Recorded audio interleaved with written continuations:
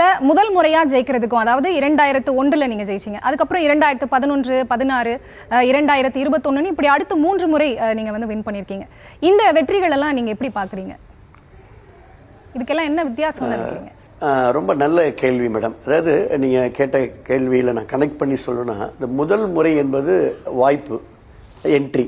அந்த வாய்ப்பு யாருக்கெல்லாம் கிடைக்கிறதோ அந்த வாய்ப்பு அந்த இயக்கத்தினுடைய அன்னைக்கு இருக்கக்கூடிய அரசியல் சூழல், இயக்க தலைவர் புரட்சி தலைவர் அம்மா அல்லது தலைவர் போன்ற அவர்களுக்காக விழக்கூடியது வாக்குல நம்ம வெற்றி பெறுவோம் மேடம்.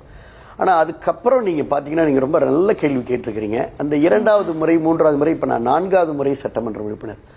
அந்த வெற்றி என்பது இந்த சஸ்டைனபிலிட்டி, தன்னுடைய வெற்றியை நம்ம தொடர்ந்து ஒரே தொகுதியில் தக்க வைத்துக் கொள்வது என்பதற்கு நமக்கு மிகப்பெரிய உழைப்பு, கடுமையான உழைப்பு நாம் போராட வேண்டியிருக்குன்னா நம்ம நிறைய செய்யணும். நம்ம வந்து முழுமையாக என்ன சொல்லப்போனால் my priority is my constituency. என்னுடைய முன்னுரிமை என்பது அது ஒரு கிழமையாக இருக்கட்டும் அல்லது ஒரு நிகழ்வாக இருக்கட்டும் அல்லது எதுவாக இருந்தாலும் என்னுடைய my priority is my constituency. நான் அந்த மண்ணை நேசிக்கிறேன், மக்களை நேசிக்கிறேன், இந்த புதுக்கோட்டை மாவட்டத்தை நேசிக்கிறேன். இப்போ என்னுடைய முன்னுரிமை என்பது தொகுதி, என்னுடைய மக்கள், எனக்கு வாக்களித்த மக்கள், இந்த தொகுதியினுடைய நிகழ்வுகள், புதுக்கோட்டை மாவட்டம், இந்த மாவட்டத்துடைய வளர்ச்சி, இந்த தொகுதியினுடைய வளர்ச்சி, இப்படி தான் எங்களுடைய பயணம் இருக்கும்.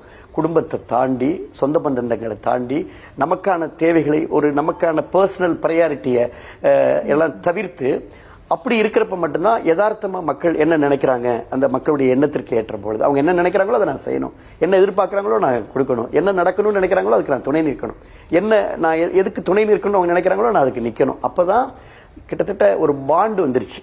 எனக்கும் தொகுதி மக்களுக்கும் ஒரு பாண்டிங், ஒரு கனெக்ட்னு சொல்லலாம். அந்த கனெக்டில் இப்போ இது குடும்பமே என்னை வாழ்த்தி, அப்பா அம்மாவாக இருக்கட்டும், மனைவி குழந்தைகளாக இருக்கட்டும், அப்பா உங்கள் ப்ரையாரிட்டி தொகுதி தான், அதனால நீங்கள் போங்க, விராலிமலைக்கு போங்க, நீங்கள் சந்தோஷமாக இருங்க, எனர்ஜியோட தொகுதி மண்ணை மிதிச்சாவே நமக்கு ஒரு எனர்ஜி வந்துடும். ஸோ இப்படி தான் இந்த கனெக்ட் பாண்டு, அதுதான் தொடர்ந்து வெற்றி பெறுவதற்கான நிகழ்வுன்னு நினைக்கிறேன். பட் ஒட்டுமொத்தமாக ஒரு வரியில் சொல்லணும்னா மேடம், தொடர்ந்து வெற்றி பெறுவதற்கான அதை இந்த மக்கள் தானே எனக்கு கொடுக்குறாங்க.